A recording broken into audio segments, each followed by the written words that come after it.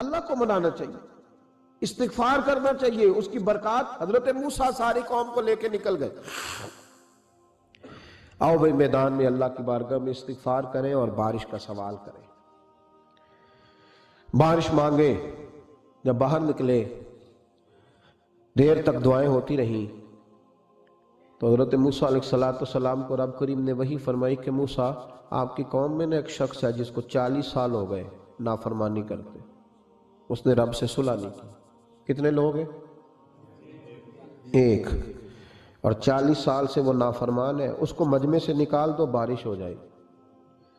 اگر ایک گناہ گار کی وجہ سے بارش رک جاتی ہے اور جہاں دروازے کھلے ہوئے ہوں، جہاں تنہائیاں خوفناک ہوں، اور جہاں تباہی اتری ہوئی ہو، اور جہاں لوگ کروڑوں روپیہ مال ہڑپ کر گئے ہوں، اور جہاں علماء کو ہتھ کڑیاں لگا کے ٹھنڈی زمینوں پہ لٹا دیا جائے اور قوم کہہ رہی ہو اچھا ہوا اچھا ہوا، اور لوگ پھبتیاں اڑا رہے ہوں، مذاق کر رہے ہوں، تو پھر اس قوم پہ کس طرح کر کے فضل الہی۔ اور یہ مولوی کا معاملہ نہیں، یہ تو ممبر رسول کا معاملہ ہے۔ میرے مصطفیٰ نے یہ نہیں کہا پیر میرا وارث ہے، حضور نے فرمایا عالم میرے دین کے وارث ہے۔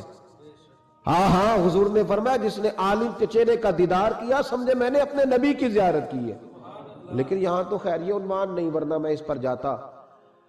ہائے، تو کہا ایک بندہ ہے 40 سال سے اللہ کی نافرمانی کر رہا ہے، وہ اگر نکل جائے تو بارش ہو جائے گی۔ حضرت موسیٰ نے اعلان کر دیا بھی ایک شخص ہے، وہ اگر نکل جائے تو بارش ہو جائے گی۔ پتہ تو ہوتا ہے نا سب کو، مجھے بھی پتہ ہے کہ میں اندر سے کیسا ہوں، اور آپ کو بھی خبر تو ہوتی ہے نا جی۔ جب بات ہو رہی ہوتی ہے تو پھر پتہ تو چلتا ہے نا کہ بات کہاں جا کے سیٹ ہو رہی ہے، پتہ چلتا ہے نا۔ اسے ابھی چل گیا پتہ، اب اندر ہی اندر رونے لگا۔ اور دیکھو امام رازی اور امام غزالی دونوں نے لکھا ہے کہ اس درد سے رویا، اس درد سے کہ ادھر والے کو بھی پتہ نہ چل جائے، مجمع کے اندر کھڑا ہے اور ادھر والے کو بھی استغفار، دیکھو ادھر والے کو بھی پتہ نہ چل جائے اور ادھر والے کو بھی کہیں ہجوم میں غم میں بھی توہین ضبط غم نہ ہوئی۔ ہم اس احتیاط سے روئے کہ آنکھ نم نہ ہوئی، ہجوم میں غم میں بھی توہین ضبط غم نہ ہوئی۔ ہم اس احتیاط سے روئے کہ آنکھ نم نہ ہوئی، روئے بھی پر کسی کو آنسو نہیں دیکھنے دیے۔ اب اس درد سے کہتا ہے اللہ تو تو معاف کرنے والا ہے نا، تو تو معاف کرتا ہے، پردہ پوشی کرتا ہے، اور مالک اگر لوگوں کو پتہ چل گیا تو میرے تو بچوں کا بھی جینا حرام کر دے گا، یا اللہ میری تو آنے والی نسل بھی تڑپ کے وقت گزارے گی۔ مالک تو معاف کر دیا کرتا ہے، لوگ نہیں معاف کرتے، اے اللہ یہ میری خوبیاں بھول جائیں گے، میری خامیوں پر بات، مالک میں یہ ذلت نہیں برداشت کر سکتا، فضل فرما۔ حضرت موسیٰ نے دوبارہ اعلان کیا نکلتے ہو کہ نہیں نکلتے؟ پھر تڑپا، خدا بندہ مجھے بے آبرو نہ کر، یہ ذلت اور رسوائیاں یہ نہیں برداشت ہوتی، اللہ درگزر۔ حضرت موسیٰ نے تیسرا اعلان کیا نکلتا ہے یا میں پھر اس کا نام لوں، اللہ سے پوچھ کے نام لوں اس کا، بتاؤ کون ہے؟ اب تو تڑپ گیا، کہنے لگا مالک میں تیری بارگاہ میں استغفار کرتا ہوں، آئندہ نہیں کرتا، آئندہ نہیں کرتا۔ یہ لفظ ادا کیے، بندہ کوئی بھی نہیں نکلا، رب کریم نے بارش عطا کر دی، تیز بارش جب برسی نا، تیز بارش، لوگ تو مین دیکھ کے دوڑ گئے۔ تو حضرت موسیٰ کہنے لگا یا اللہ مجھے بھی تو بتا، تو نے کہا تھا کہ جب تک بندہ نہیں نکلتا بارش نہیں ہوگی، تو نکلا کوئی بھی نہیں، بارش ہو گئی، ماجرا کیا ہے؟ تو رب کریم نے فرمایا موسیٰ بس اس نے مجھ سے صلح کر لی، اس نے مجھ سے صلح کر لی۔ اور امام غزالی نے لفظ لکھے، حضرت موسیٰ نے پوچھا، حالانکہ اللہ اپنے نبیوں کو غیب کے خزانے دیتا ہے، پوچھا کہ اے اللہ مجھے اس کا نام بتا دے۔ تو رب کریم نے فرمایا موسیٰ جب گناہ گار تھا تب نہیں کسی کو بتایا، جب پاپی تھا تب نہیں بتایا، جب مجرم تھا تب نہیں بتایا، اب کیسے بتا دوں؟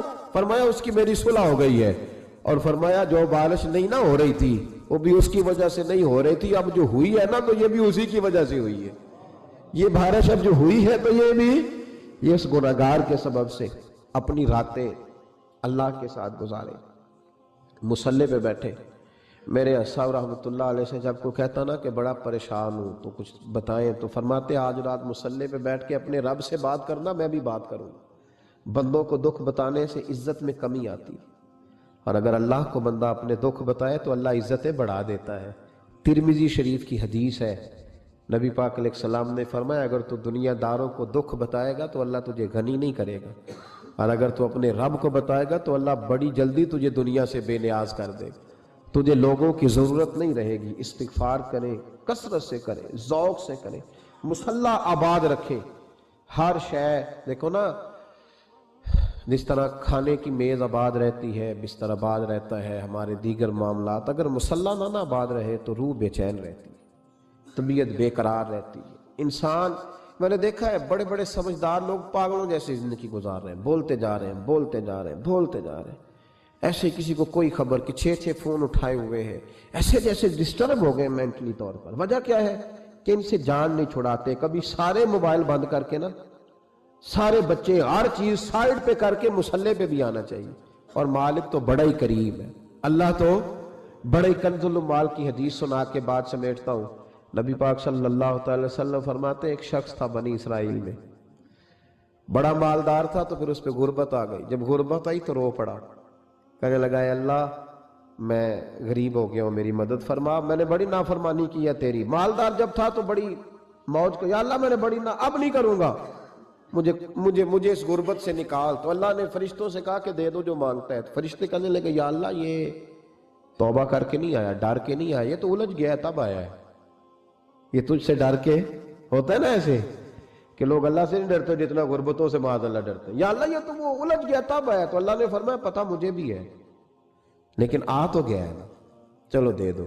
تو کہا یا اللہ اگر دے دیا تو دوبارہ نہیں آئے گا۔ فرمایا اس کا بھی مجھے پتہ ہے، تم دے دو۔ اسے دے دیا۔ جب دولت مل گئی نا تو کہنے لگا اوہو وہ تو میں نے طریقہ صحیح استعمال کیا اس لیے کامیاب ہو گیا۔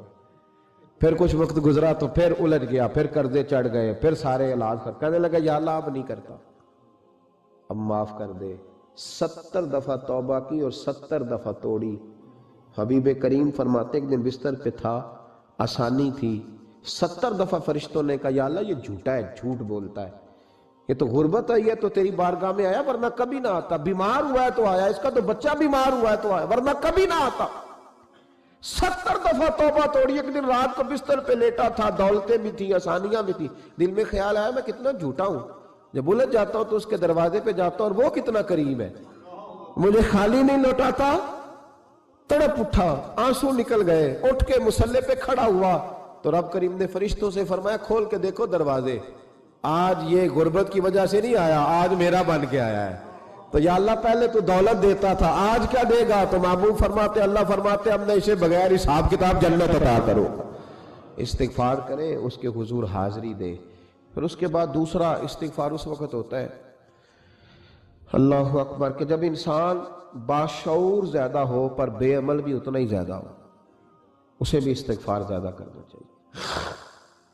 اب میرے سمیت کسی بھی آدمی کو چھیڑیں گے نا تو دنیا اور مافیہا کی وہ باتیں کرے گا، لیکن جب اس کا عمل دیکھا جائے گا تو کچا سا، پلپلا سا، کمزور سا۔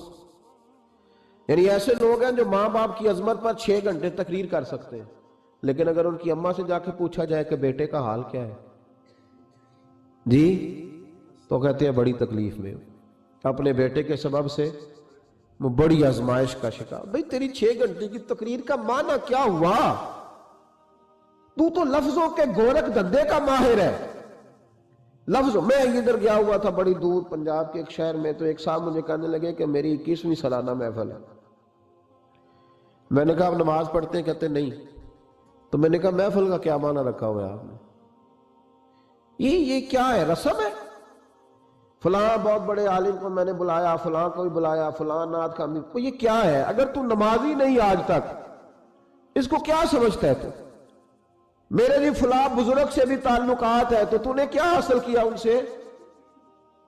تعلقات کا کیا مطلب ہوتا ہے؟ فوٹو آتی ہے ساتھ، اخباروں میں تصویر لگ گئی، فیس بک پہ آ گیا کہ میں ان سے ملا ہوں، اتنا تعلق ہے؟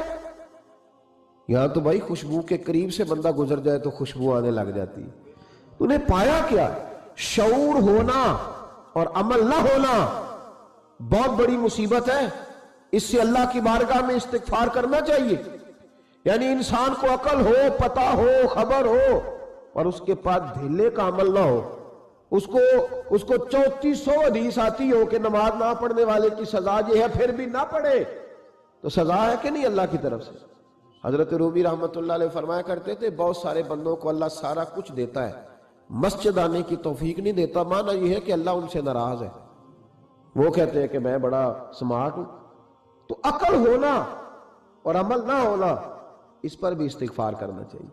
شعور ہو اور انسان کو عمل کی توفیق، یار ساری زندگی گورکھ دھندے میں گزر گئی لوگوں کی، لفظوں کے بڑے ماہر رہے، اور میں ایسے لوگوں کو دیکھتا ہوں تقریریں 6 گھنٹے کی، او ہو 9 گھنٹے کی تقریریں سنتے، بیٹھتے ہیں مجالس میں، نماز کا وقت آتا تو مصیبت بن جاتی، بھاگتے ہیں، جان چھڑاتے، مسجد کی حاضری 20 منٹ کی بھی صحیح نہیں دے سکتے۔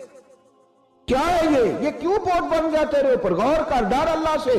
میرے نبی کریم علیہ وآلہ وسلم نے ارشاد فرمایا قیامت کے دن کچھ لوگ کئیوں کی بات سن کے جنت میں چلے جائیں گے۔ اللہ تعالی ہماری پردہ پوشی عطا فرمائے۔ کہا کچھ تبلیغیں کرنے والے دوزخ کے دروازے پہ کھڑے ہوں گے تو وہ جنتی کہیں گے کہ مولانا پیر صاحب ہم تو آپ کی بات سن کے جنت میں جا رہے ہیں، تو آپ یہاں کیوں کھڑے ہیں؟ تو وہ کہیں گے ہائے افسوس، میں کہتا تو رہا پر عمل نہ کر سکا۔